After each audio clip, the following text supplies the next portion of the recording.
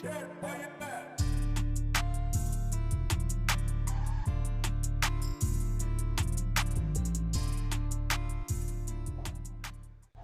we're live. We are live on Grow World. Anthony, thumbs up. We good? Thank you guys for coming out to the CoNNect. Shout out to Indoor Sun Hydro for hosting us. The community's live. We have so much organic growth here. None of us are competition. We've got supplier partners. We've got cultivation partners. This is all about leveling up. We're here to grow together, right? That cheesy slogan on this banner over here, that's what we're doing. We're leveling it up. I'd like to introduce our panelists, and if you guys can just give a brief introduction, name, company, how long you've been in the industry, so we can dive right into the discussion. Thank you so much for coming out tonight. I know it is late in the evening for some of you that are getting up in the garden at 4 a.m. So I'm Mark Ervin. I am the founder and CEO of GreenGro Biologicals, where we make regenerative products and biologicals. So thank you for coming out, and hand it off to my buddy here. Hello, my name is Josh Hedberg. I'm the Director of Sales for BioAg. We sell regenerative agriculture biostimulants, humic acids, fulvic acids, amino acids, silica supplements, and mycorrhizae. Everything that helps grow bigger, healthier plants. Thanks. Got me? Hey, my name is Michael Strupp. I'm the founder and lead cultivator at Woodwide in Fort Bragg. We're a small indoor cultivation on the Mendocino coast, and yeah, we love growing special flavors. I've been growing indoors since 2006, and I've been growing at the location that we went legal probably since 2015, and started growing when I was 15 years old. And I just love growing plants, and I love the connection with the plants. So excited to be here. Thank you. Hello, my name is Kevin Crouch. I'm the Director of Cultivation for Delighted here in Sacramento. We operate 1,170 flowering lights, 1,400 total, double stacked. I've been growing for 22 years, mostly synganically as well. So, yeah. That key word, Synganic. This is exactly why we're here, guys. We have a lot of salt growers in the room. We've got a lot of people that believe that you can get more terpene production with a certain approach. So we want to cultivate that curiosity. How do we do that? How do we get better flavor out of our genetics? We're gonna have some key goals from this, right? So ultimately what we're trying to do is explore the role of biologicals and biostimulants and how they play into increasing terpene production, right? So let's start off with slide number 1, which is why are terpenes important for commercial cannabis? And I'm gonna pass the microphone to Mark Ervin. Mark's going to lead us off here. And what we're going to do, guys, we're going to talk for about 20 minutes. We want to get through this presentation. Then we want to jump right into Q&A. That's the most important part, is we want to engage with you guys. We want to get questions, and we can really start to dive into some deep topics. Please, Mark. Thank you. Thank you. So terpenes, everyone's pretty much familiar with those, so I don't want to get into the definition of them. But, you know, terpenes in general are a biochemical signaling language, which basically is a smart way of saying that it's a different communication language for the plant to speak to abiotic and biotic life around it. So it's going to attract life, and it's also going to detract life. So terpenes are meant to usually attract beneficial microorganisms, humans, different types of pollinating bees, birds, things like that. So the more terpenes a plant has, the more life it either is already talking to or the more life it wants to attract. So typically you want to look at each terpene as its own language, right? So each one of them is going to have a biochemical signal that's going to attract a different form of life. So a bee or a microbe or a fungi or a soil-dwelling microbe or a canopy-dwelling microbe. So if you think about it as a way to signal different life around it to come to the plant and work harmoniously with it to either help it clean its canopy or clean its root system or feed it more food from the soil or help prevent it or prevent pathogens from forming on its surface. The terpenes are meant to do that. So if they can't speak a human language, they speak a chemical language. So if you think about that over time, you want your plant to have more terpenes so it can show that it's healthier and it has a better diverse ecosystem. So when you have low terpenes, usually that means the plant is sterile, or that the soil is sterile, or the surrounding environment is sterile, and doesn't have very many people to talk to. It's really talking to the exact same people, which are the plants right next door to it. So to increase the genetic minimum of terpenes, you must have a diversity of life around it at all times.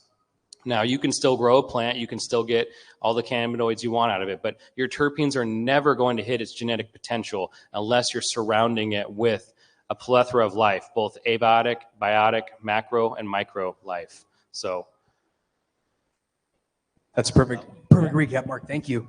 Now, from a perspective of a cultivator that is not using organic inputs, how does this terpene production actually encourage us to want to start to use different genetic selections, actually? So when you start to go down different genetics and what is working within your system, how do we go into that pathway of knowing what products or what type of inputs that we want to incorporate?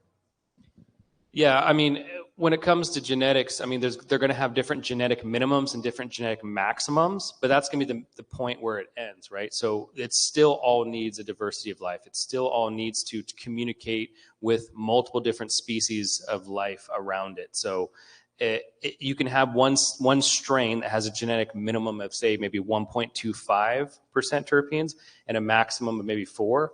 And then you can have another strain that has a minimum of like 2 terpenes and a maximum of 5. So that's the difference you're going to see between the species or the strains. But all of them require and crave the same thing, which is more people to talk to, more life to talk to, surrounding itself with diversity of the ecosystem.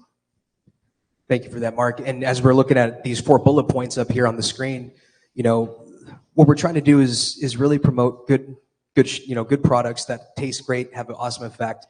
But we all realize that the retail market is very challenging at times, right? If you don't have high THC or high terpene counts, it's going to struggle to move. You are now in the economy bucket. And so this is kind of one of those challenging moments where if we're really trying to separate ourselves in the retail shelf, and how do we actually educate at the consumer level without actually focusing on what we're talking about here in this room? So I think that's one of the biggest things that we're really looking to improve upon is overall awareness to the consumer. And why is that important? So flavor and effect, right? I know Nate from Bell Costa spoke about this on one of our CoNNect events a few years ago about the cannabinoid to terpene ratio, right? So educating to a degree of actually looking at the overall total cannabinoids to the overall terpene content. The lower the ratio, the better ensemble effect, the entourage effect that we're going to be looking to really achieve. So terpene production, couldn't agree more. This is exactly why we want to start to cultivate that curiosity. Thank you. So the next slide, how can we improve our terpene scores? Josh, you want to jump into that? Sure. There's a lot of different ways of incorporating different organic matters to increase your terpene profile. It depends on how your system is put together, whether you're going to incorporate that directly into your watering system, or you're going to incorporate a foliar spray program in your veg room. You'd be surprised how a couple 5 sprays in veg can dramatically affect your plant throughout its entire life, and can also stretch your biostimulants to go much further than they would if you were primarily just watering them through your system.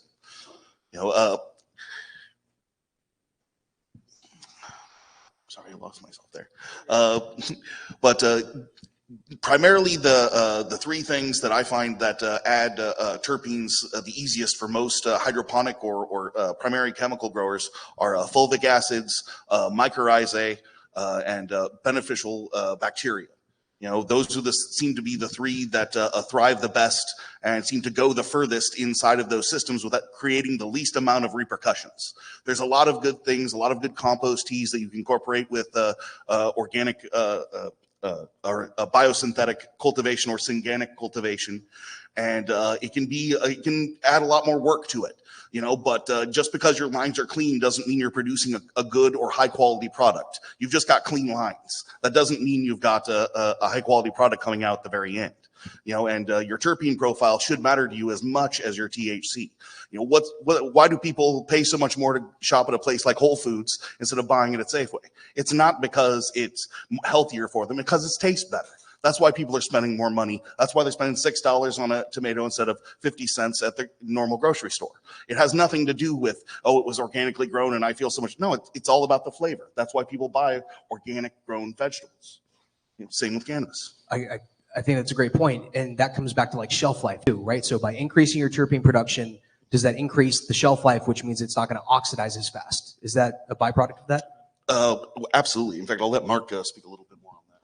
Yeah, so when you have higher terpenes in the cannabis as you harvest it, obviously we're going to talk about curing and proper storage. But in general, when you have much less terpenes in the cannabis, you're going to cut your shelf life in some cases by up to half. So you get, and everyone's seen it. Everyone's been around the industry long enough that you've seen the stuff that's going to oxidize very quickly, as in 3 months, and then you see the stuff that's been stored properly and it's good, and it's usually organic and living soil, but 9 months to 12 months it can last without it completely oxidizing, and it still has a lot of the potent compounds that we're looking for. So technically, usually it's going to be the terpenes that are going to be the driving factor after you do proper storage and proper curing.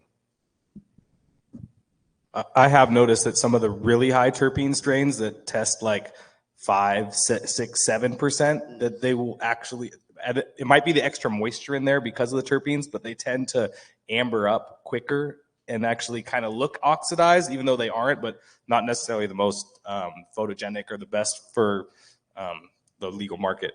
But you were touching back on what you were saying too about adding some of the biostimulants and stuff. It's surprising how little you can use and get an effect, like half a mil a gallon of some things, or brewing a little batch of just like kind of compost or some.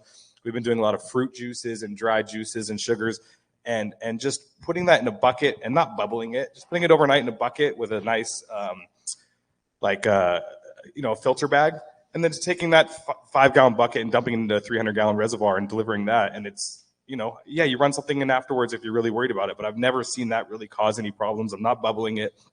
And you can just, it doesn't take much. And with the sprays too, like any synthetic grower can be using sprays that are organic. And that really helps fill the holes of a lot of like anything your nutrient that you might be putting through the roots are missing. It's a really good way to kind of fill the gaps. Like if you have a bottle full of sand, you can add water to it, right? And we're in a really cool time right now too, because this is the first kind of time that it's been where people are like, how does your weed smoke? How does it taste? We all grew weed for years and years. It was like, yep, look, done, gone. No one like sat around and smoked it. It was gone.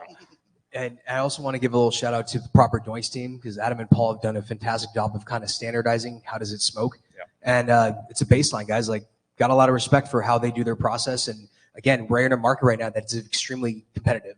And it's coming back to, it doesn't matter if you have the same genetics, it's how's it smoking?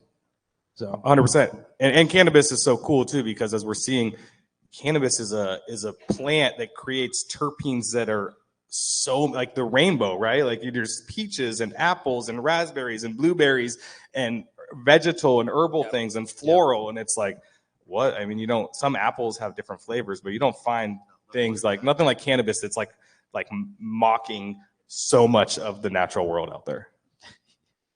Yeah. And Kevin, I would love to get your thoughts on this, because operating 1,400 lights in Rockwool, mainly right with salts, like you've incorporated organics into your process because you realized that you're going to be able to get a little bit more flavor and stuff. Talk to us a little bit about that. Yeah, we're actually a lot of cocoa now. So we're cocoa Rockwool combo. But yeah, I realized 10 plus years ago the terps were very important, and started brewing aerated activated compost tea, and incorporating it into cannabis, garden, outside, everything. And so I transitioned that over to the commercial facility and do a weekly inoculant, as I call it, and it's brewed overnight, exactly like what you said, and different inputs. But generally, it's a microbial inoculant, and it's, people think it's a challenge, and it is. You have to have the proper SOPs to ensure that you don't have clogged emitters. I have, depending on the plant count we run, I've had up to 6,000 emitters in a room, and ensuring that those don't get clogged and putting organics through there is a challenge. So you do have to have your SOPs in line, and it's not easy with that many emitters, but it's not hard either. You just have to be diligent and ensure that those lines are clean. I think that's one of the biggest challenges for a commercial cultivator incorporating organics is how do you keep your drip lines clean, and how do you ensure that you're not clogging your emitters. You want to touch a little bit about Sure. on that? So it was quite a transition for me because operating much smaller scale, it wasn't quite a challenge, as much of a challenge as a big facility. But you really need to do weekly flushes. Either you have a flush valve on your lines, or you manually flush. No matter what it is, even if you're not growing organics, you should be doing that anyways, because salt can build up in your lines and it'll just can cause havoc on your lines. So you have to have a flush valve. So that's like a weekly thing. And then your final end of harvest flush does need to incorporate, either PAA, sulfuric acid, needs to, incorporate some, a multitude of products to ensure that you get all those organics out. And it's wild to see because you can open up that flush valve. Mine are manual, so I open them up and it'll come out clear. Weekly, it'll come out fairly clear. And then at the end of the line, depending on what I put in there, you see all that stuff come out there, and none of it clogged the emitters during the run. But it's wild what those products can do and rejuvenate your lines. And I've ran emitters with all that. I've had the same emitters in some of my rooms for 2 years. So with all the organics, you can keep them clean. You just have to have the right SOPs. Got to be diligent. Yep. Now, let me add something to that. Is that I think when we're kind of getting in this systematized way of growing, especially these really large facilities, you kind of have the systems in place. You have the 0.32 emitters. You're kind of locked into certain types of at least base food, and we understand that completely. But you have to realize that when you're going to the gym and you're getting out of working out and you're taking that supplement, that protein, and then you're taking that micronutrient, and you're taking all these things to make sure that you're building muscle properly and being a toned human being. The plants are kind of the same, where most of the base nutrients that are out there on the market right now aren't providing all of the trace minerals that your plant can take up. Humans and plants can take up 102 known trace minerals, and they all help to perform metabolic functions in the plant and in the humans. So we need to find, through biostimulants, ways to get closer to that 102 mineral count, even if they're in trace amounts, right? So the biostimulants get you there, right? So some micro, levels of these trace minerals are going to hit a metabolic function, like, oh, now this plant has this much myrcene in it, or this much limonene in it, and it's going to trigger more of this terpene to be expressed. So we say here that at least 80 of the trace minerals need to be deployed to have the full terpene expression released in a plant. So out of the 102, if you can get close to 80, good job. But if you're at like the 10 to 15 to 20 range, it's like you were never going to be very healthy if you're only getting a little bit of minerals in your diet, right? You could eat, all the pasta you want, but you're still not going to have all the trace minerals you need. That's a very intriguing point, because how do we measure this? Is this something that you can achieve during a leaf tissue analysis? Yeah, I mean, there's more sophisticated tests out there that can do, you can do a mineral analysis, right? Just like you can with a human. You can test the minerals and see what you're deficient in. You can do the same thing for a plant. It's just not as systematized, say, or it's not as common maybe as what people are doing. Most agronomists are just doing baseline, leaf tissue tests, but they're not doing all the trace minerals. And you can get them done. I mean, A&L, Western Labs, a bunch of places that can do it will do it. And I mean, you can see like selenium, how many people are using seleniums in their gardens right now? No one, right? You need that. Certain types of boron, certain types of copper, there's so many different things that you could use that we're not using right now. And how frequently should you be testing for these type of trace minerals? Yeah, I mean I would assume probably every 3 to 4 weeks. If you're doing like a 10-week run or an 8-week run, I mean you want to test at least twice. Okay, so in your generative phase, when you're bulking, and then at ripening, so that way you can kind of get a baseline for the next run. Exactly, and then you want to build a baseline on that genetic, because each genetic is going to accumulate trace minerals differently. Sam with Ervin, I know you're floating around here. I'm going to talk to you about this later, because I think that's I don't know if you already offer this type of a service, but let's see what's up. Next slide. Terpene score levels. Let's talk about 1 to 2, all the way up to 4 and 5. All right, so I completely made this up. No, just kidding.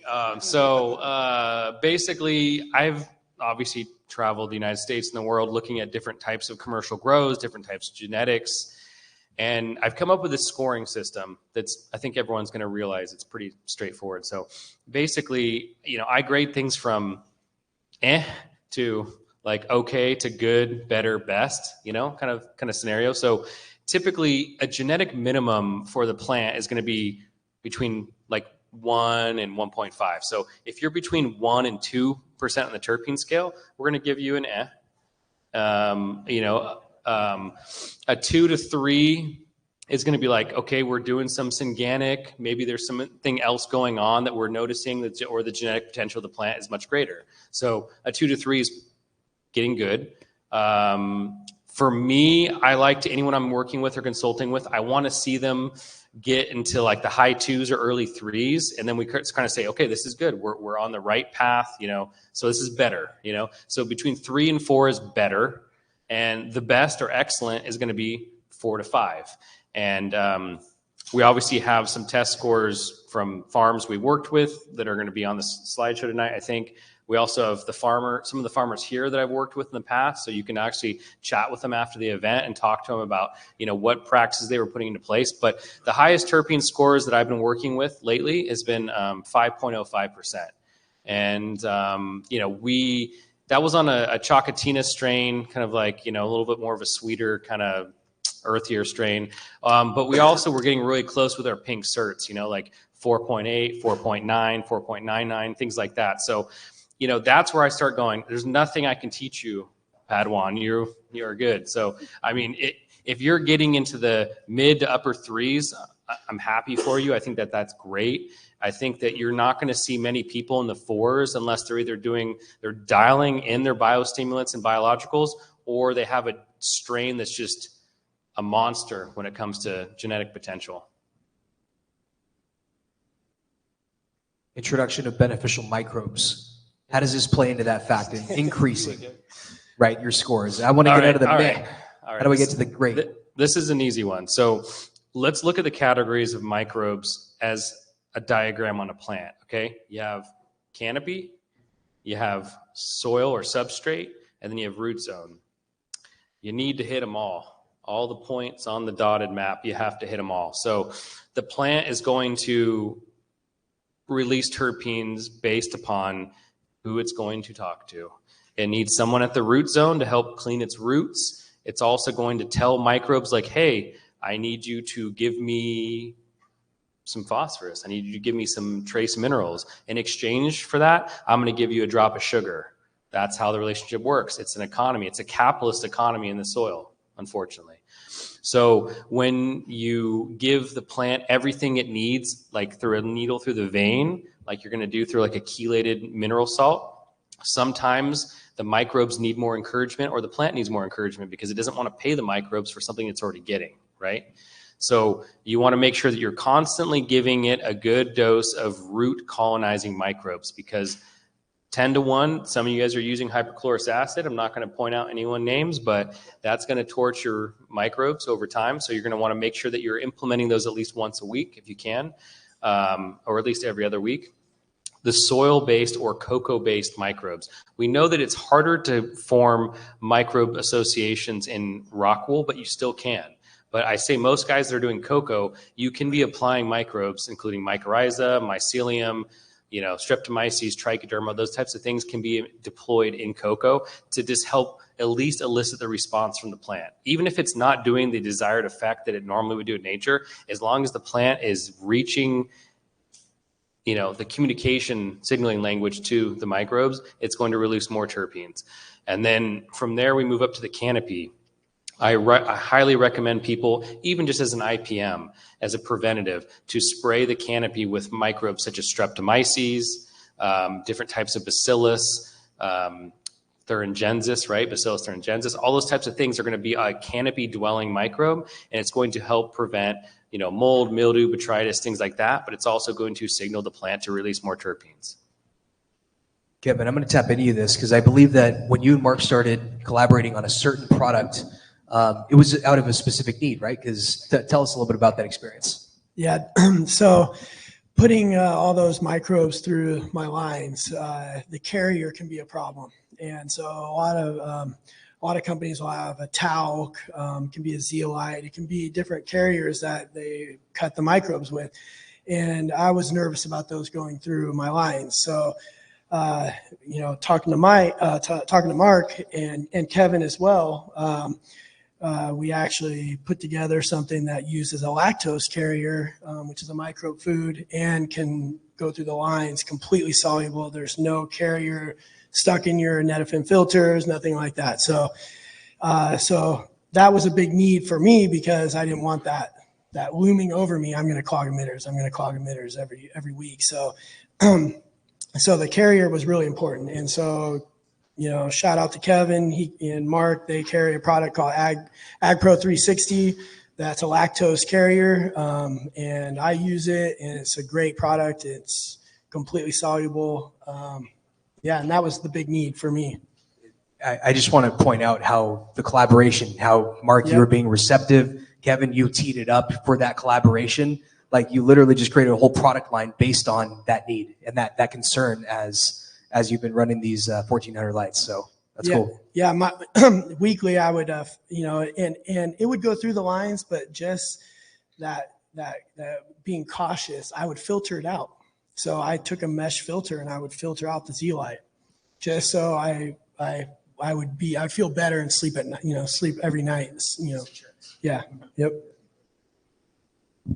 Mikey, talk to me a little bit about your process too, because you obviously have a Synganic approach and prevention of clogged emitters like that. I think that's the biggest thing why people typically don't want to run organics is making sure that their plants are going to get fed. 100%. We started out in the legal cultivation and before with like 10-gallon pots, each on a caster with a tomato cage, and rolling them around, hand watering, and it was incredible. We were dumping tons of organics on them. Our plants were huge, and our quality was through the roof. And we lost that facility. We decided to go switch over to the new system with drippers and everything. And we told the guy who was designing our irrigation that we wanted to keep it organic. So we did like 1 gallon an hour emitters, and we really planned on doing that. And we did it for a while, and we grew some incredible weed, but we also had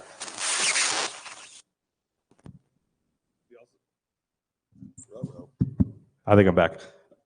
We also had some incredibly hard to deal with microbe blooms and biofilms and things that clogged up our emitters, and things were growing in there and was smelling horrible, and that pushed us back to assaults. And so we started back with our baseline and being just assault growers. We didn't set up dosatrons right away. We wanted to have batch tanks so we could mix organic nutrients. And so we came back and we started to learn how to be salt growers, and now we've come back to adding more organics. I feel like just being able to spray organic stuff was a huge thing. We never had to stop doing that, and being able to put that right on the plant and then start,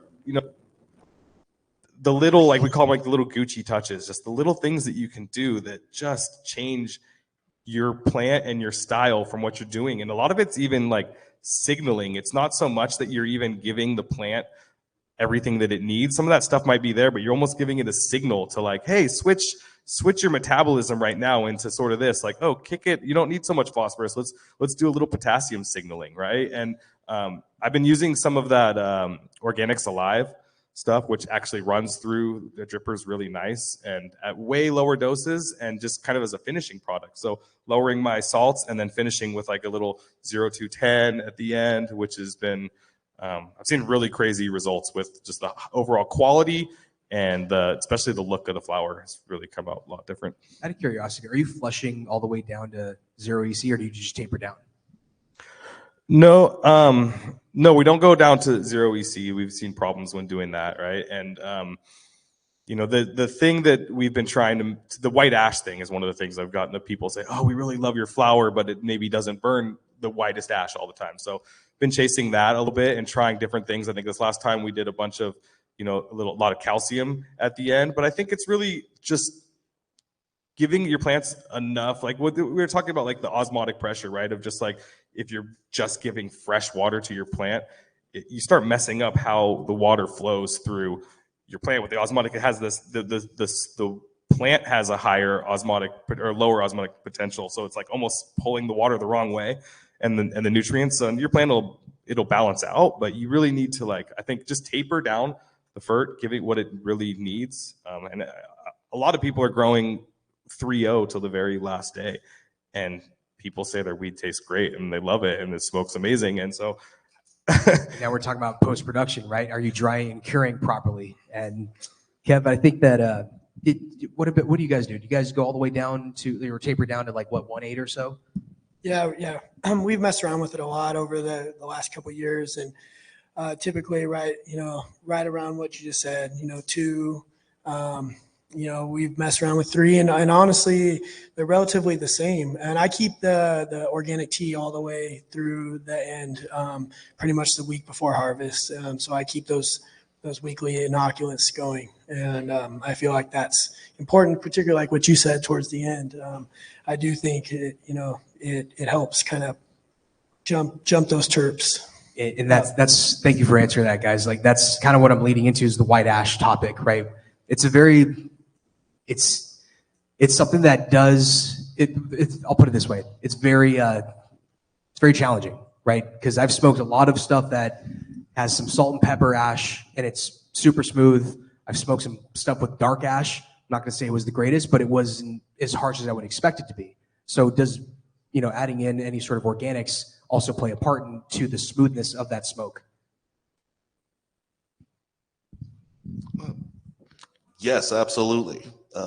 I find that reducing your salts, increasing your organic matter, the further you get into flower, will always increase not only your flavors, but also your THC content. But it all depends on the medium that you're growing in. I find it a lot easier to lean on that in a cocoa fiber than in rockwool. But I have found when you get that balance in rockwool, I think the flavor can be just as good, when you incorporate good organic inputs with rockwool. I've had some fantastic Synganic grown cannabis that was grown completely in rockwool with mostly salts, just some amino acids, a little bit of fulvic acid, and a regular inoculation with a bacteria. Those are the bare minimums that get you those beneficials that you can add in on a regular basis without, again, causing having to have a bunch of redundant filters or having to worry about clogged stuff. You just got to use high quality organic stuff that's meant to be used with other non-synthetic materials, and not all biostimulants are that way. I was having a conversation the other day with a friend of mine that we talk a lot of cannabis grow, and he was pointing out, hey, maybe stop doing silica late, right? Silica is like glass, and you're putting a bunch of silica in your plant, and you're trying to burn that. That's like not going to combust all the way, right? So like I think we want silica because, it helps with the cell wall, protects against powdery mildew, helps it when the plant's kind of senescing. But maybe we shouldn't be putting it in a liquid form at that point, right? Like 5 weeks in, let's stop that. And that could be making it, there's something, the black part of your ash is something that's not combusting fully, right? And as we've seen from the Proper Doinks guys, they were, the mids busters or whatever, like, hey, this is the Proper Z rolled tight, medium, and loose. And you see the different ash, the exact same weed, rolled by the same people, different styles, right? So it's like, you want to judge it by that one thing, but there's a lot that went into that. Well, and that's another thing I can speak on. It really depends on your source of silica on when you want to cut it out. Particularly if you're using a traditional potassium silica, you want to cut that out pretty early in flower, because that can absolutely negatively affect, in my opinion, not only your flavor, but, density of your flower. It can get unnaturally dense, and you have unusual problems with botrytis with strains that you don't have it when you don't have that product in there. But I find that more plant available monosilicic acid supplements, particularly if they're fortified with humic acid, actually reduce your salts late in flower in low doses. But it just depends on where they're sourced from. And again, not all biostimulants are made the same, and not all of them are equal. Just because it says humic or just because it says silica doesn't mean that is, of what I would say is cannabis quality. which is another level above what I think the food is. We're not just eating this, we're smoking this, which is much more comparable to tobacco, but it's different than tobacco. You got your booze, can say it's an intoxicant, so it's really, there's nothing really that you get has a direct, apples for apples comparison there. You kind of got to, look at several different, how several different crops are incorporated and kind of take, what you can from all of those and make it work. Fully agree. Yeah. I've got the different examples of the COAs with 3% terps. I've got the ones with 4%. Did you want to speak specifically to these? I know it's kind of hard to see on the screen here, but.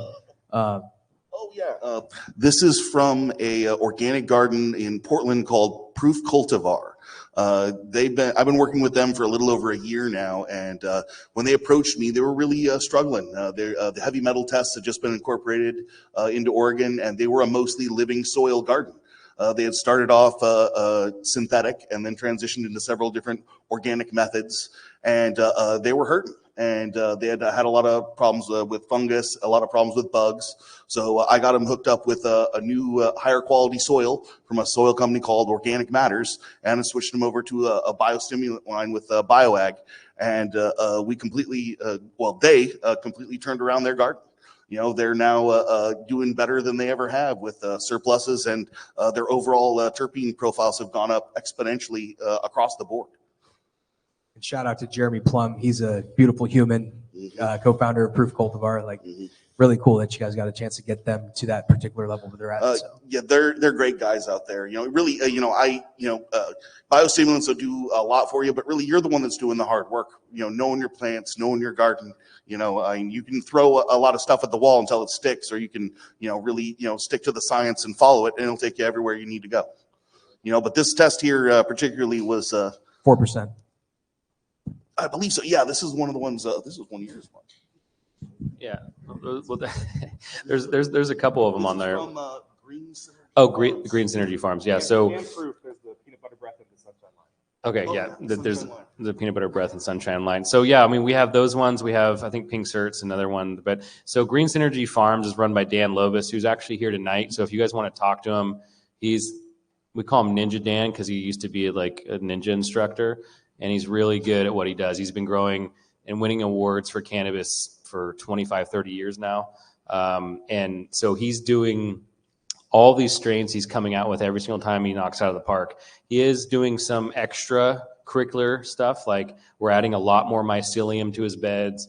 We're doing a lot more of our biomend, which Kevin has here. But basically our biomend is like streptomyces, trichoderma, bacillus, pennybacillus, all in one concentrated mixture, and he's like drenching it and foliar spraying with that and things like that. But I mean, it's showing you that a lot of people are growing peanut butter breath, a lot of people have grown Pink Certs, a lot of people have done a lot of these same strains like apple fritter, and we're knocking out of the park every time. We're usually getting into the high 3s and mid 4s.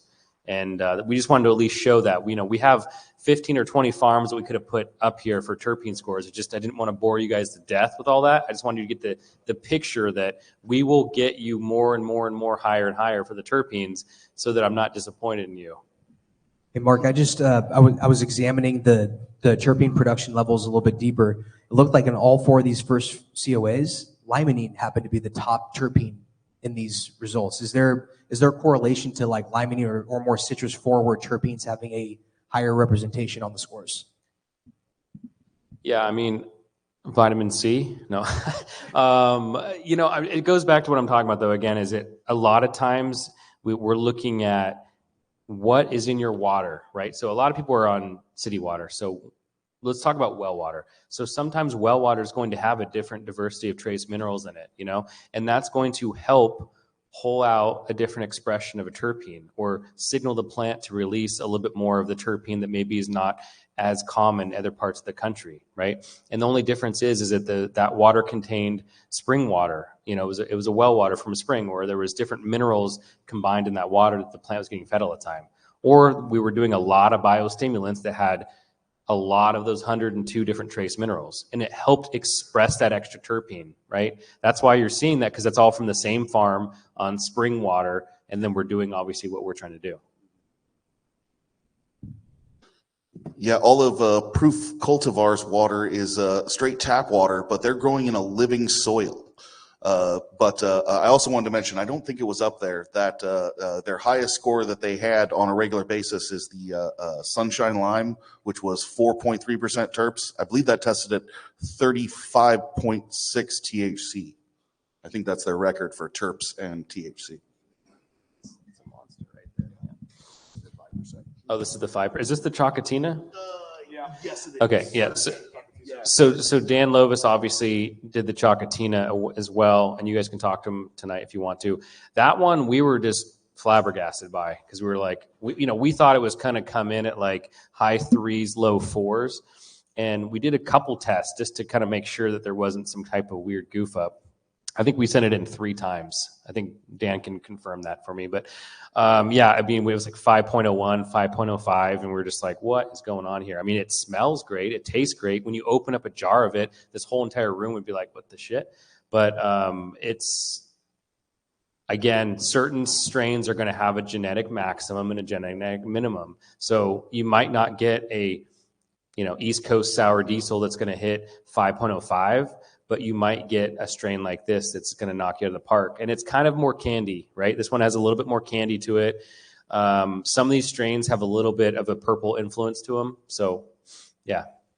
And I noticed that this one had myrcene at the top of the list as the highest producing terpene in there. By a lot. Yeah. This one we would consider like a really good medicine for people that are struggling with cancer. So it's very narcotic based, right? It's going to give you that effect that's going to bring relief. Yep. So I'm glad you brought that up, Mark, because as we start to explore a little bit more about how do we educate the consumer, right? Because we know what we're looking for. I know that I can smell something and I can pretty much expect a certain experience from it. If it's fruity or floral or citrusy, it's going to get me high. If it's earthy or gassy, it's probably going to get me stoned. So, yeah, I mean, I think we really need to work on this too as an industry, as branding ourselves, right? When you're looking at like the supplement section at your Whole Foods or your Sprouts Market or any of those places, they have supplements and it tells you right on there, this is for sleep. This is for anti-anxiety. This is for relaxation. This is for muscle fatigue. This is for, et cetera. If we could think about that in terms of what terpenes are going to help improve those functions, and then we put it on the label, obviously the FDA might yell at you a little bit, but if it's a supplement, we're not making any claims. We're just saying, generally, this is going to help you with fatigue, or generally, this is going to help you with sleep at night.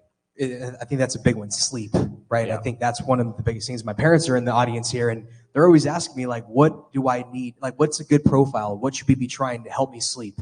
So I think that's a really good point, Mark, is representing a supplement type of an approach, right? Obviously, it's a very slippery slope because all of our endocannabinoid systems are going to respond differently to certain cannabinoids and terpenes.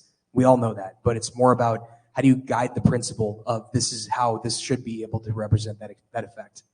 Yeah, I mean, some of these strains are going to knock you on your ass. You know what I mean? And some of the strains you're going to go out there and want to mow your yard. So, I mean, there's definitely differences in the strains, but there's differences in the people too. So.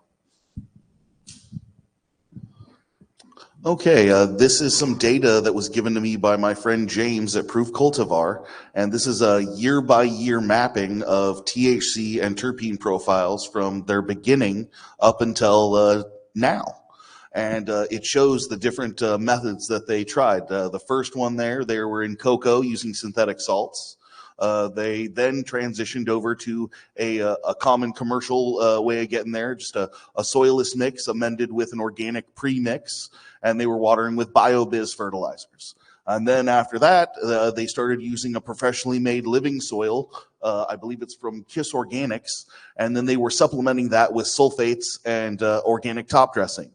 They were getting about a year or so out of their pots. They were growing in 10-gallon pots and just swapping it out and then adding organic top dressing to each soil at the particular time. And that was working well. They had a decent THC and pretty good yields. The problem is that the heavy metal testing got started in Oregon. And there are a lot of organic inputs out there that are high in heavy metals and can get you to test hot for lead or arsenic. A lot of that has to do with cheaper inputs that are polluted. Be it chicken manure is a common one, worm castings that are poorly produced or another. but they started having problems with testing hot on that and aspergillus at that time. So we got them a different soil called Organic Matters, and got them on BioAg biostimulants, and they're on average, their terpenes went up about what is that there? I can't read that small. You have to forgive me, I'm blind. The average is 2.9. Yeah, 2.9 with the BioAg product. Yeah, which was on average before as low as 1.9. 1.9. So they did pretty good, and we'll have more data on this coming down the road. Yeah, and I can read off some of the averages of THC in the first round. It was around 19% to 20%, with 1.9 to 2.5, right around there. And then on the next round, it was about 26% THC and about 2.6% on average. So that's cool. That's good to see the increase. Oh yeah, but that goes to show, just because you're using all organic inputs does not mean you're getting the genetic expression that you should. If you're not incorporating microbes, if you're not having an actual living soil with those biostimulants, and the other thing that affected this greatly is, how are you drying and curing your product? If you're drying your stuff in 5 days or less, I can't help you. No one up on this panel can help you. Dry it slower, and you'll have a much better product. That's just guaranteed. The difference between a 50-cent cigar and a $50 cigar, it has nothing to do with where it's grown. How long was it cured? Who rolled it? That's what makes the difference. We can have a whole discussion on post-processing, which I think we probably should eventually. I mean, that should be up. Yeah, we're at that point in the industry right now where it's, how does it smoke, right? How does the flavor? That's why we're talking about flavors. So when you guys brought me this idea earlier, it was late last year. Yeah. Right when we started talking about this, is like, yes, it's something that we need to start to discuss, because ultimately the competition is quality. It's not the genetics. It's really more about how are you getting that overall end result that we're trying to achieve with a good, clean smoke. Yeah, and how you dry and how long you dry has as much to do with what you grow with and how you grow, and has as much an effect on your end product as anything else you do, sometimes more. Which leads us to the hot topic of Synganic and biosynthetic cultivation, right? You're taking a synthetic approach with salts as your base nutrient, and you're inputting organics to cultivate. So I think throughout this entire discussion, we've already talked briefly about how do we do that and why do we do that. So a lot of different takeaways that I had there. Mainly it was obviously to increase the plant health, overall plant health in the root zone and in the production. Obviously that's going to lead to better, pest and pathogen resistance, which leads to an overall better product as well. So. And the less insecticide and fungicide you have to use, the better it is for everybody. The better it is for your employees, the better it is for you, the better it is for the people consuming your product. And Kev, you were the first one that kind of brought this to my attention. I had no idea that you were incorporating, the aminos and everything. Like, again, as a large scale commercial cultivator, like I had no clue that was something you were doing. So this is a big topic, and I think that's really what we're trying to do. We're trying to inspire curiosity for people to try organics, because ultimately it's going to lead to a different experience of that overall genetic potential. So this is another chart here. This was actually supposed to be explained by my friend Bill Riddle, but unfortunately he couldn't make it down here today. This is a quality test that was done at OSU on several different biostimulants, and I believe this is on blueberries. And you'll see that there's each one of those numbers represents a different biostimulant pack of a different kind. And what this test did is it tested the firmness of berries right at harvest, and then again, I believe 14 days later after cold storage. So it's a test of not only shelf life, but of initial quality. And that's how they decide which grape goes in, which berry goes in which bin. Is it going for pies? Is it going for juice? Or is it going to Whole Foods in the expensive purple box? And as you see with the different numbers there, the higher the number, the better response it had in that system. And I believe it was, you have to forgive me, I can't read. I believe it was 7 and 8 or 8 and 9 with the highest numbers there. That was just fulvic acid. That is all that they used as a biostimulant on that pack. There was no added microbes. It just enhanced the microbes that were there in the system. So there's a lot that you can do with just a little bit. Several of those are different combinations of different aminos and different silicas, along with different rates of fulvic acids. But it doesn't take a million different products to get you a difference in your garden. You can start with just one. And you'll see a nice little difference there. You don't have to jump in with both feet, and build a whole new type of feeding system just to incorporate some organics and increase your terpenes. Yeah, can I add something to that too? And talked a lot about incorporating organics into the feed, but you're going to incorporate them into a foliar program too. And it's much easier to do that for anybody. So your fulvic acid, the full power I've been using for 10 plus years, and in a foliar program, as well as my tea, and green aminos. There's a lot of products you can use in a foliar program that will help boost your terpene content as well. So it doesn't just have to be in the feed. Huh? I also wanted to add, I brought some foliar spray products for people to try if they want to come by my booth after the talk here.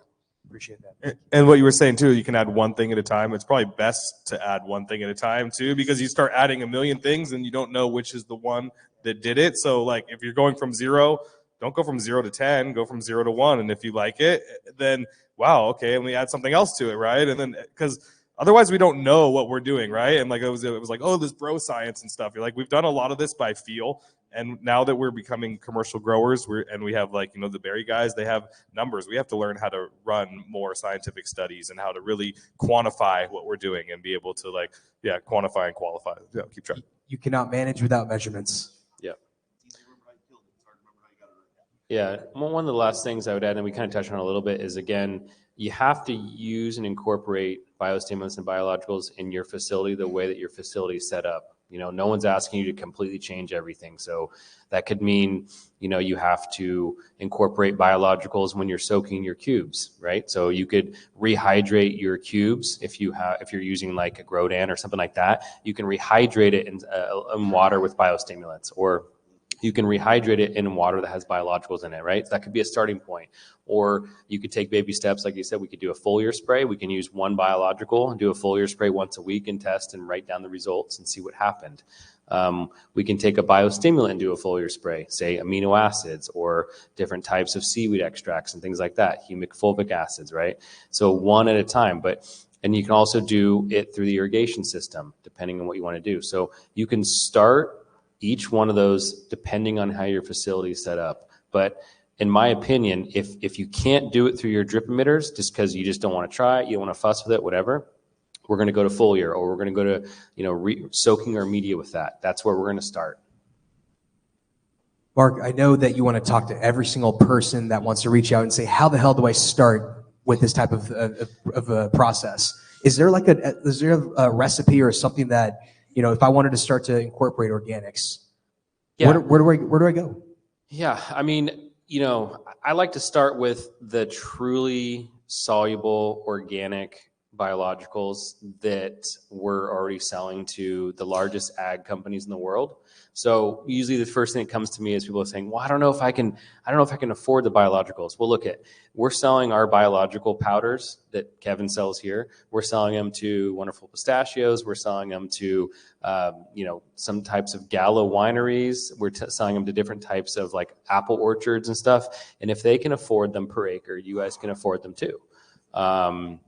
Looking at like a starter package would be like a really good consortia of microbes, right? Like we have one called Biomend. It's got the Streptomyces, the Trichoderma, the Bacillus. It's everything in it, just like as a starter pack, right? You can apply that as little as like 1 gram per 10 gallons of water or 2 pounds an acre.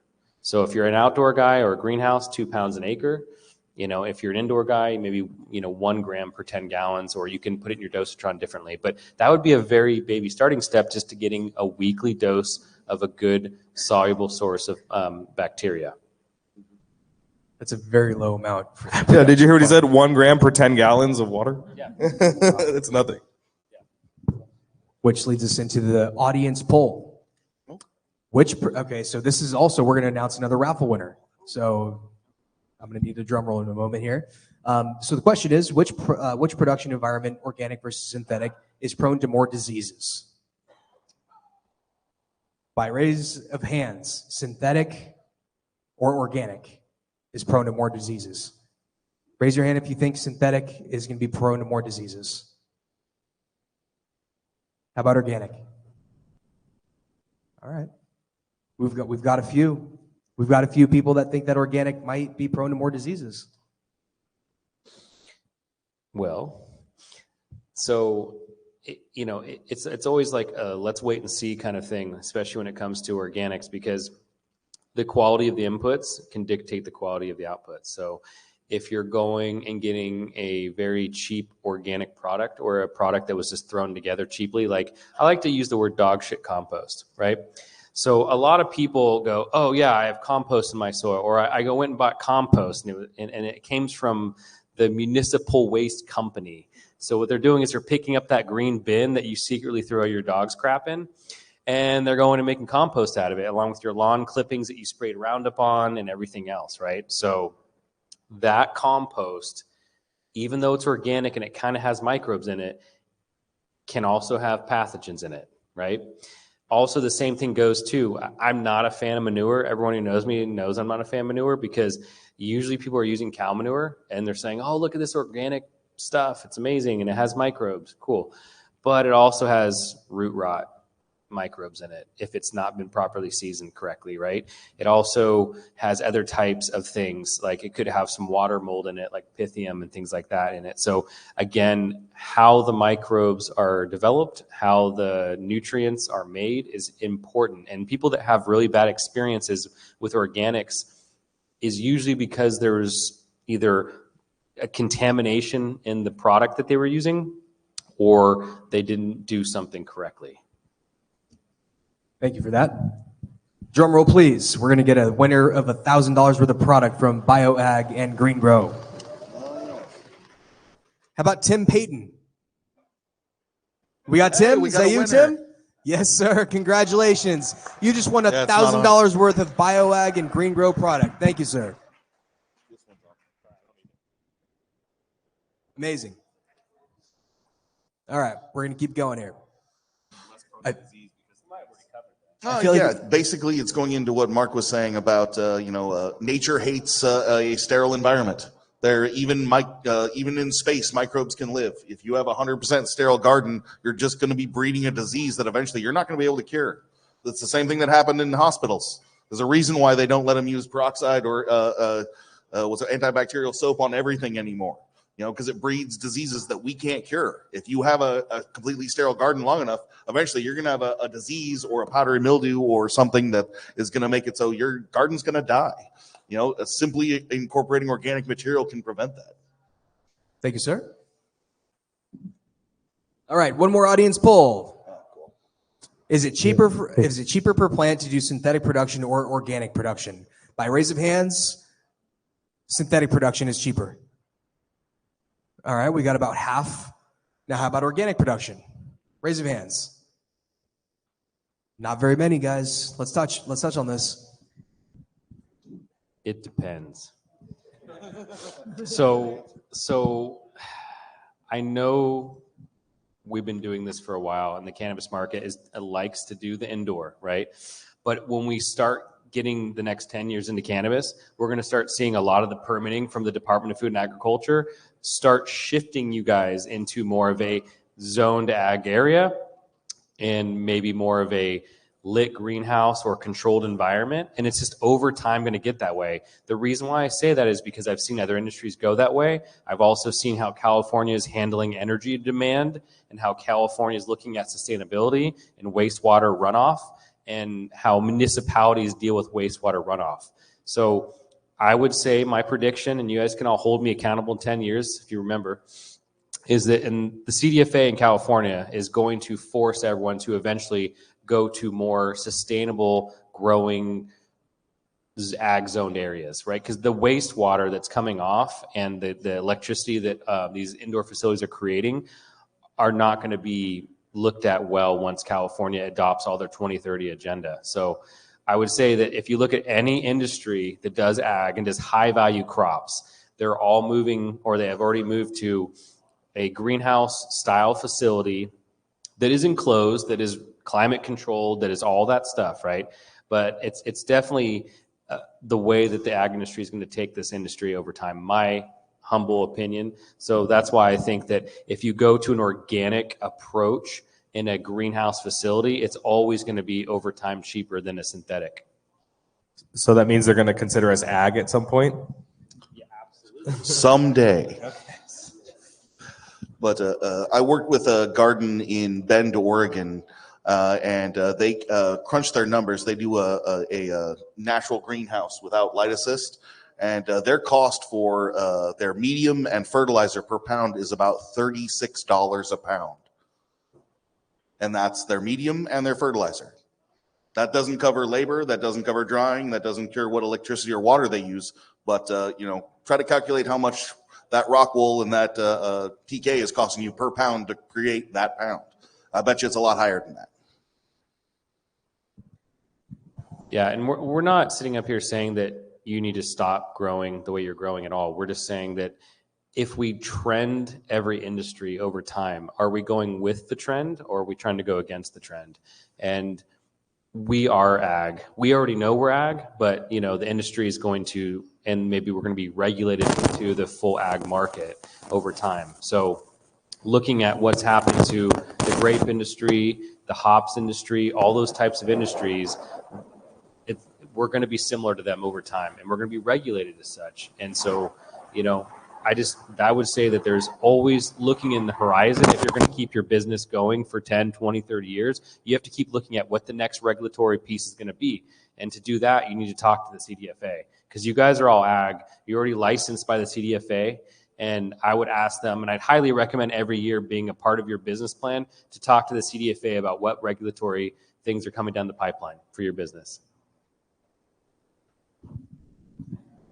Is that something we can do? I mean, we can. Absolutely. 100%. All the time. You pay for these people. So, yeah, they work for you, essentially, if you want to call it that. But your licensing fees pay their what they're doing. So you can call the CDFA, and you can call the cannabis division of CDFA and talk to them at any given time, even their managers, and talk to them about you can also sit in on meetings where they're going to talk about regulatory and what the next things are going to happen. That was another thing, now that you brought that up, as we get more into this ag-centric thing, right now is the time where if you want to achieve quality and make a better dollar, now is the time. Eventually, once this gets labeled ag, then it's going to get labeled a commodity. That means a guy in New York is going to set the price. Right now, cannabis is the only thing you can grow where you get rewarded for quality. You get no more money for a redder apple or a more purple grape. That price was set in New York, by the commodities market. And that's what you're going to get this year until next year when they set it again. And unless you're grow boutique enough to where you can sell it to Whole Foods or one of these small boutique spots, there's only so many spots for that. So right now is the time where if you want to make your name and you want to make that good money, it's all in quality. Everyone has quantity. Quantity doesn't matter. It's better to have 10 pounds that you can sell than 100 that are going to sit in your back room. We have a question and answer section we need to get to, right, as well? We do, yes. Okay, we probably put too many slides in there, so we can always, before everyone glazes over. Yeah, for sure. Thank you for bringing that up, guys. We just spent a little over an hour going through the 20-minute slides that I anticipated, but thank you guys for incorporating all this. I mean, this is great information. We're learning about a lot of things that, again, as a commercial salt growing cultivator, it's curiosity. We need to be able to figure out how to use this because, again, it is a battle of quality these days. So let's open up to the audience. Any questions? What questions do you guys have regarding anything that we just kind of went through? Mr. Jacob, thank you. Jason, can I hand you the mic real quick?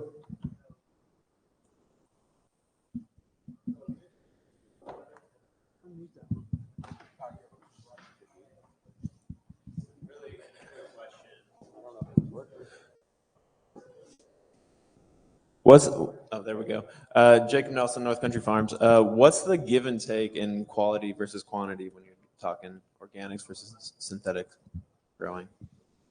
Okay. Are we talking, if you're growing with salts, what the, pounds per light can be versus organics? Yield versus terpene profile, really. Yeah. I mean, so I would say that once you dial in your system, most of my guys are still hitting pretty consistently at least 3 pounds per light, and getting, high 3s, low 4s on the terpenes.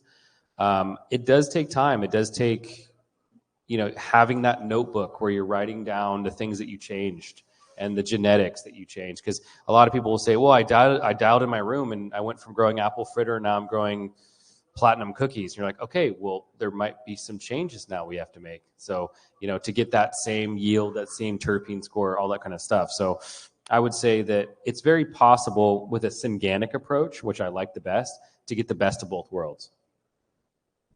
Yeah, I don't think you have to sacrifice your yield, really. We don't want to be growing 5 pounds of light. We figured that out. That's like you're not going to get the highest quality, but you can still get the high quality and the high yields. I think in the day, you thought that organic meant low yields. Like, oh yeah, look at this, doesn't look good, but it's organic. You're like, oh, okay, excuse that, whatever.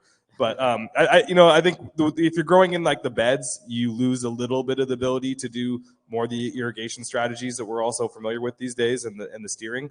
But it doesn't mean you have to have under 2 pounds of light either. Yeah, and I mean, crop steering I think is a really important part and a really important thing in your toolkit, especially for indoor growing and growing in rock wool and substrates.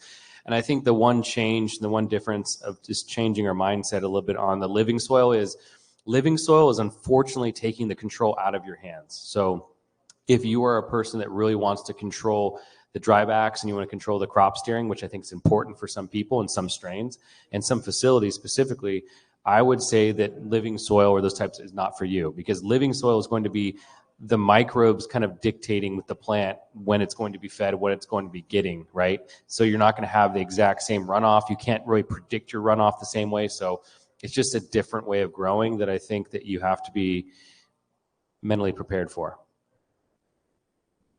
Yeah, I think if you incorporate organic, specifically biostimulants and beneficial microbes, your ceiling's probably a little higher because you're going to have a much better pathogen prevention. So, something that might take out your garden if you are sterile, if you have that preventative microbe, you have a little bit of an insurance to it, to your garden. And so I think you have a little bit more of a positive than running a sterile environment. So you have a higher ceiling per se. Yeah. Let's do another question. Who's got a question over here?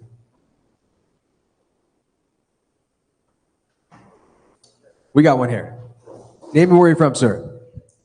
Anthony from Modesto. I was wondering if you could elaborate a little bit more on that storage and how to properly store to preserve or to eliminate the oxidation processes so fast.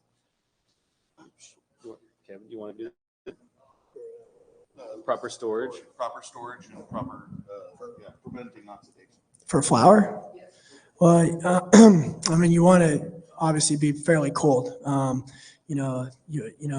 Standard 60 and 60. So, if you're talking about flour, as cool as you can get it for, dark, no light. That's pretty basic. I mean, you're saying 60% humidity at 60 degrees. You're going to want to make sure it's light tight. Yeah. A lot of it's going to be strain dependent too, right? If you have a chunkier bud set, you're probably going to want to bring out more of that moisture and have it a little bit hotter in the first few days to get a lot of that moisture out. Are you talking about dry or store? So dry, the whole process, dry. Personally, I prefer a little bit warmer, a little drier for the first 3 or 4 days. So like a 68, 53, 70s, 52 in that range. And then you want to get the water activity down, make sure that you reduce any microbial content, and then you go to like a 60 and 60. That's what I prefer. And exactly. So you finish it off at 60-60. Yep. So you get that microbe, the potential for any bud rot out in the first 3 or 4 days. Yeah, I think the the key is getting your initial dry correct, making sure you get it to the proper moisture points in the right time. Big thing, not too fast. And then after you get it to that point, keeping it in an airtight container, or a container that you can check on a regular basis that is not in a place where it gets a lot of light. Light is one of the biggest things that breaks down those trichomes. You can tell when you go to the different dispensaries in the different states. When you go to a place like Oregon, where they pick the buds out of big jars, you can taste the difference when they get to the bottom of that jar versus a place like California, where everything's in little containers and it's already nitrogen sealed. And you can find dispensaries in Oregon that have it that way. And sometimes you can get, better commercial flower that's preserved better that way. Than you can if they're just picking out of the jar and don't know how to, properly keep it shut. But you can taste the difference. It's not that hard. You leave that bag on the counter and then leave that one in the jar and come and check on them in 24 hours and see which one tastes better. It's not going to be the one sitting on the counter. Yeah, I mean, we have, heat, oxygen, light, moisture are like the four things that are going to attack our cannabis. So yeah, we like to keep our stuff once it's done. I like to use those Grove bags and kind of cure in those. They kind of breathe a little bit, but keep it real cool in there. And yeah, just try not to give them too much exposure to any of that stuff. And there's a lot of cool new stuff when it comes to drying and curing. There's all sorts of cool bags and vacuum sealers and different types of jars that are available now that were never available for us 10 or 20 years ago. There was never a selection of different types of vacuum seal bags. There was just whatever came with a vacuum sealer. Now you got a half a dozen different ones, and some of them are breathe and some of them don't. Those different things can be the difference between having a good stored crop or something that's going to just turn to hay in 3 months. I fully believe, though, that the use of organics can help some of your shelf life too. I have noticed that when some of the organic products that can kind of make the terpenes last longer and kind of increase the shelf life. And some of the studies we've been doing recently running with organics we're trying to evaluate some of that too. I've seen it in my own gardens at home back when I was a medical gardener in the 2000s. We'd play with some organics over in the corner while run everything in our rock wool, and then we jar it up and kind of forget about it, well, what's this here? 3 or 4 months later, and be like, holy crap, that still tastes good. It's like, well, what did we do to get that? Like, oh crap, that came out of the organic stuff. I guess we're going to have to start messing with that now. Do we have another question from the audience? We got a question up front. Name where you're from. My name is Krishan. I'm from Mendocino. I'm just wondering, you guys were mentioning seaweed products in the Synganic approach. There's a lot of different seaweed products on the market. A lot of them have different seaweed hormones in them. I'm definitely a big fan of seaweed, but I just want to kind of get you guys' comments on some of the different seaweed products and their usage. Yep. I'm a big fan of Ficus alvarans. That is a warm sea-grown seaweed out of the Philippines. I really like that one a lot. I think it adds a lot to the flowering cycle of a plant, and it has a different really subset of phytohormones than the traditional seaweed extract that most people are using is going to be from obviously the Norwegian seaweed, Ascophyllum nodosum. So I'm just a big fan of Ficus alvarans myself.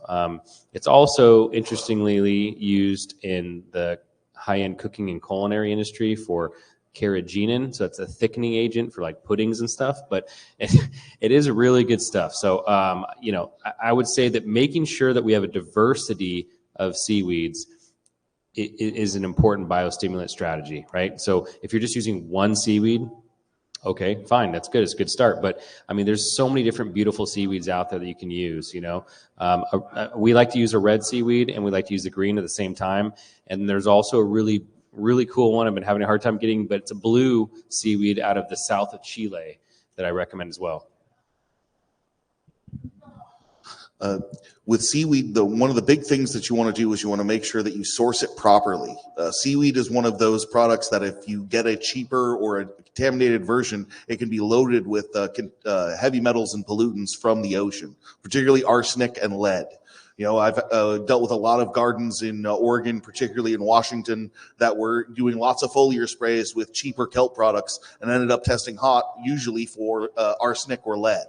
So make sure that you go to your either Department of Ag for California, or you can go to the Department of Ag for Oregon, and in its registration it'll list all the heavy metals that they tested it for, and it'll tell you if it's above let's say 4% any heavy metal that you're not supposed to test for. Chances are you probably shouldn't be using that. But just because it has heavy metals doesn't mean you can't use it.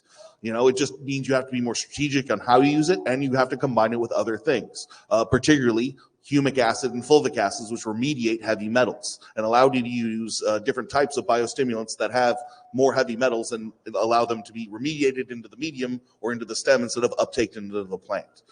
That's a common practice with organic cultivation on a large scale. But make sure you check that label, and make sure you check your sources of your organic inputs. They can absolutely be contaminated from pollution out in the world. I think the thing with seaweed too is that, like you're mentioning, there's all these different varieties, and they have all these like hormonal responses in the plant too, and you can really get kind of crazy mad scientists with stuff of like, oh, I spray this one at this time and it gives me the crazy internodal elongation and I get this jump, and like you don't want to spray that at certain times on certain plants, right? You don't want them to jump, and you want some of them to shorten their internodal elongation. And so I think when you start messing around with different seaweeds, you can really start kind of playing wizard with your plants. Seaweed's awesome. What other questions? Got two over here. Name and where you're from. Dan Wilson, Central California. There was some mention, of plants producing terpenes for different reasons. In some cases, it may be even pest resistance, maybe an antagonistic situation. Have you guys identified any types of inputs that might be used that could elicit terpenes that actually cause issues for people? And there are some people who have allergic reactions, for instance. And there has been some association in, I think it's harpin proteins and things like that, and how it translates into the way people respond to cannabis. Are there any associations with things that should be avoided that may elicit certain terpenes that could be a problem? Not that I know of specifically. Mark might be able to speak a little bit more on this than I have, but I haven't come across that note. But I have heard about the harpin protein and the issues that it can cause. I think typically it's strain dependent. It's usually every strain is going to have a different terpene profile, of course, just like every bacteria is going to have a different protein profile and a different enzyme profile. So I wouldn't say that there is every single strain of cannabis that can express the terpene that can harm someone if you use a certain biostimulant, but I would definitely say that there are definitely people that are very sensitive to some of the lesser known terpenes, right? Most of the common terpenes should be fine for people, and the common ones that we're familiar with is like linolein and basically pinene, limonene, myrcene, things like that. But there's upwards of, I think in our slide we have it, but up to 100 different terpenes that are available in a cannabis plant in different strains. And some of those micro or minor terpenes could probably have that allergic effect. I have a follow-up question in regards to sea kelp. There are a lot of hormones produced in sea kelp. It's a very aggressive grower. Have there been any instances where that's translated into PGR tests of people having issues with failed tests with that in certain areas? So what I'll say about that is if people are foliar spraying it heavily on the cannabis as it's in late flower, then there's a small percentage chance that could happen. Especially if they don't wash their cannabis and they're one of those people that heavily sprays until the end and then they don't wash, maybe. But for the most part, systemically, I haven't seen that issue actually come up at all from any of the farms we've been working with. But the PGRs are also biochelated, so they're not the same as like a synthetically derived PGR. Good questions, Dan. Thank you. We had a question back here.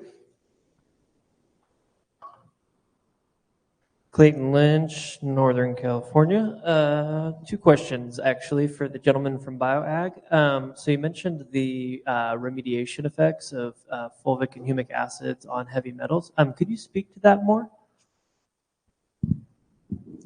One of the best benefits of using humic and fulvic acids is, particularly humic acids, is remediating heavy metals in soils. It's regenerative agriculture. They've been able to do that with several different ag crops, particularly I believe it was aluminum was the one that we did a study on recently. But there's a lot of different buildup of heavy metals, as we know, across the world because of pollutants and other inputs. And one of the best ways to remediate that is a combination of humic acid and silica. We actually produce a product called Ion 14 that was designed for exactly that. It's the first step in regenerative agriculture, where you put it down, it's a powder, and you put it down at about, I believe it's 2 pounds per yard of soil, or I don't remember what it is per acre off the top of my head. But after you put that down, that helps reduce the salt. And then you grow heavy metal accumulators that help pull the heavy metals and the bad stuff out of there. And it either pulls it into the plant so that plant can be naturally composted, or remediates it in the stem so the plant can be consumed by either animals or be used as feed or stock. But it's an integral part in redoing and regenerating, particularly like old corn crops or really heavy feeding crops where they've used a lot of nitrogen, where they've been tilling for years. Incorporating humic acids and silicas to reduce those effects can make a huge difference in whether that crops can be viable or not.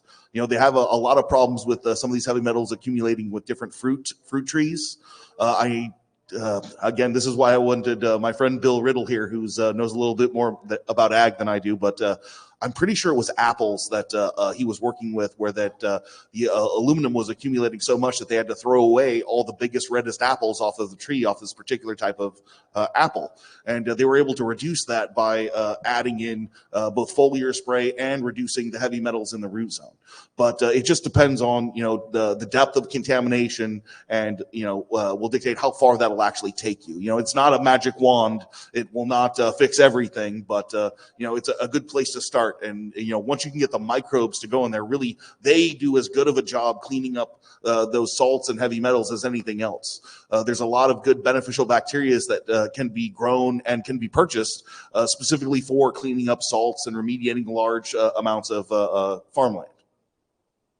Fantastic, thank you. And then furthermore, can you kind of explain further the direct relationship between fulvics and terpene production? What fulvic acid does, one of its biggest benefits is that it wakes up and stimulates beneficial bacteria and microbes. So if you're using a dormant bacteria or microbe, or you've got dormant bacteria and beneficial microbes in your medium or in your soil or on your leaves, and you incorporate a fulvic acid, it's going to wake them up voraciously. We sell a lot of our product to people that make different beneficial bacteria just to wake them up out of a dormant state, to get them kicking before they go into the bottle or before they're applied on a large scale. Whereas the humic acid is more of a long-term food for the bacteria or the fungi. Whereas the fulvic, it's going to increase your flavor profile, not only by increasing the microbes, but when you incorporate it on young, small plants, it opens up pathways inside the plants to allow the roots to get larger, to allow the stalk to get larger at a younger time. And that allows the plant to grow itself into a healthier expression of itself. Healthy plants produce better stuff. Fantastic, thank you. No problem. Any more questions?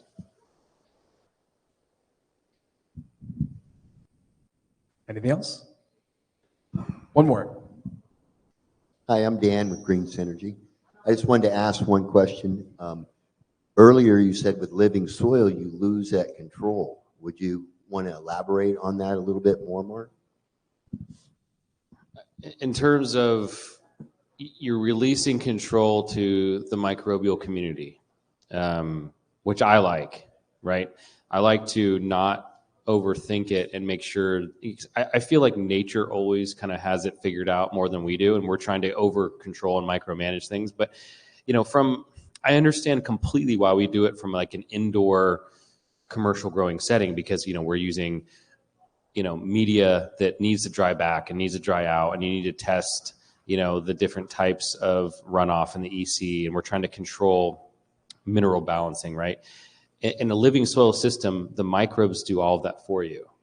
They're controlling the pH, they're controlling, the runoff, they're controlling how the microbes are managing the mineral content and the NPK and how it's being fed to the plant. So I guess, in terms of commercial level, sometimes we get a little scared by that because, maybe they're going to provide more nitrogen to the plant than we want them to during bloom, or maybe they're going to provide more calcium than we want them to. But in general, the microbes know what they're doing. And I think it's more of just testing and then trusting the microbes to actually do what their intended use is. And I always give the example of, like, most of the trees that are growing in the wild are never watered, they're never fertilized, they're never tended to.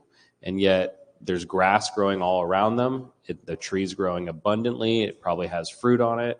And it's because the microbalance underneath the soil and the mycorrhizal fungi in the roots. So in general, in broad spectrums, what we want to do as farmers is mimic nature. So as long as we can mimic nature and what it's doing, it's going to help us and improve and augment us.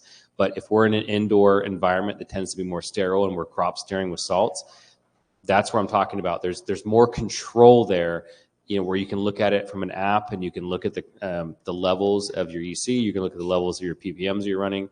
And so that's where the control differs from the living soil, where, typically we're letting the microbes do our job for us. So Mark, would you say on a commercial realm, it'd be much easier to duplicate for teaching other farmers because they don't have to think as much because the microbes will do the job for them?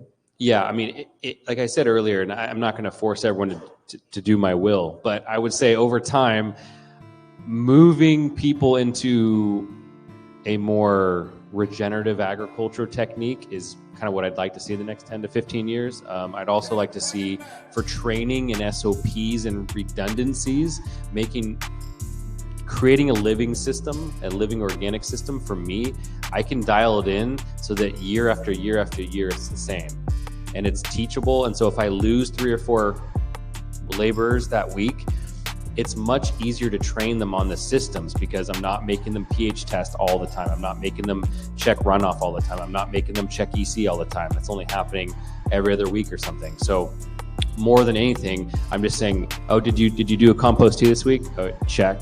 Did you do a top dress this week? Check. That's it. I mean, right? So it's easier to train large scale in a greenhouse on a living soil bed than it would be on a pot-based like bench system with like hydronic heating and things like that. So it just depends how your labor is in the market you're in. Like if we're in an area where we have low skilled labor that has high turnover, I would recommend going to a bed system. Good question. Thank you. You guys, I want to be respectful of the time. This has been a awesome conversation. I would love to throw a quick shout out to every single one of our sponsors that put this event together with us. Again, this is a free event. The CoNNect community is a free event to attend if you're in the industry. So I just want to say shout out to all of our supporting sponsors. Round of applause for all of our sponsors to help put this event together. Thank you to GreenGro. Thank you to BioAg. Thank you to Mendo Mikey. Thank you to Kevin Crouch. Guys, thank you so much for having us. Kevin, love you guys. Thank you always. Drew, big shout out to Drew and Justified Marketing crew for putting this whole production together. I know Lena, Gina, the whole crew. There's too many people to thank, but guys, seriously, the events are growing. Hopefully you guys enjoyed the conversations. We want to keep hearing from the community. We want to understand what is the next topic that we want to be talking about to level up. Much love, guys. We'll see you next month. Thank you.